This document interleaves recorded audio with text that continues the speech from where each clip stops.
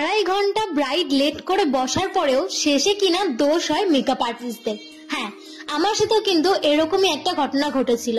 তো প্রথম থেকে শুরু করি। ফার্স্টে আমরা স্টেশন থেকে চলে এসেছিলাম শেওড়াফুলিতে। আমাদের সেদিনকে টাইম ছিল ব্রাইডকে 2টো। তো যথারীতি আমরা ডট 2টোর মধ্যেই কিন্তু স্টেশনে পৌঁছে গিয়েছি এবং স্টেশন থেকে লোকেশন, যে ব্রাইডের লোকেশন, সেটা 5 মিনিটের মতো ছিল। সো আমরা 2:05 নাগাদ আমরা ব্রাইডের লোকেশনে পৌঁছে গিয়েছি। দেন তখনও দেখলাম যে ব্রাইড রেডি হয়নি ভাত কাপড়ের জন্য। তারপরে আমরা দেখলেই 2:29 নাগাদ দেখালাম তোমাদের কি আমরা বাইরে বসে আছি। তার মাঝে অনেকটা সময় পেরিয়ে গিয়েছিল, তখন তোমাদের দেখানো হয়নি যে কটা বাজে। তো এইবার আমি তোমাদের দেখাবো। এখানে মোটামুটি বেজে গেছে 3:27। তখনও কিন্তু ওদের ভাত কাপড়ের রিচুয়ালস চলছিল ভিতরে এবং আমরা বাইরে এসে দাঁড়িয়েছিলাম একটুখানি ক্লিপস নেওয়ার পর।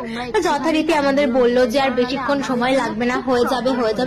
বাট সেরকম কিন্তু কিছুই হয়নি। ব্রাইড বসেছে মোটামুটি